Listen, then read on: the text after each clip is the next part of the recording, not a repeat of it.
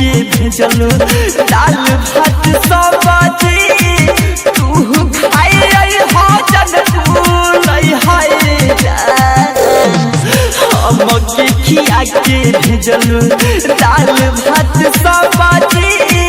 तू खाई हो जन भूलई है नए साल के दिन हमार तट खोजिया खुशी खुशी दही चूड़ा खोई है जान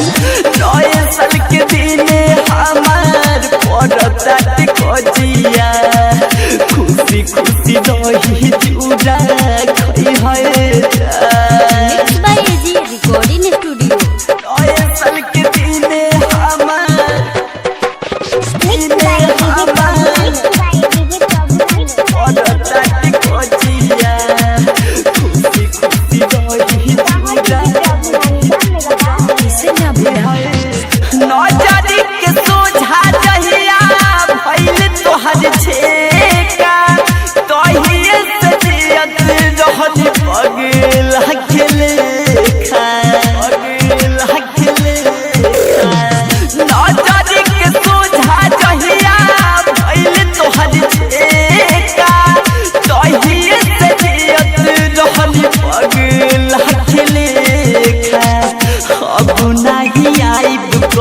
नहीं भेटाई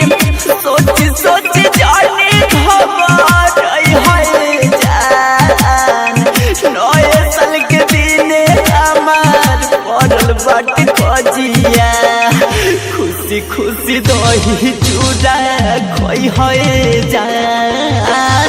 नए साल के दिन हमार पड़ल बट खोजिया खुशी खुशी दही चूड़ा खोई है जान। आप सुन रहे हैं एजी एंटरटेनमेंट की धमाकेदार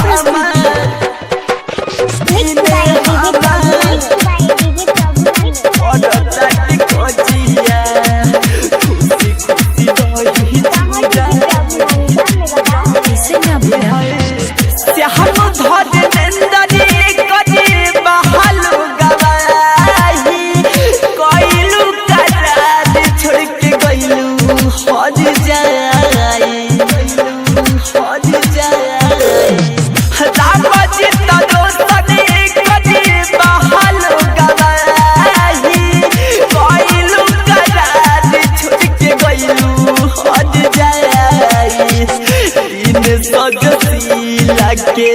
नाम जानली धीरे धीरे सब भूल जाइ है जान नए साल के दिन हमारी पड़ल बाट खोजिया खुशी खुशी दही चूड़ा खोई है जान नए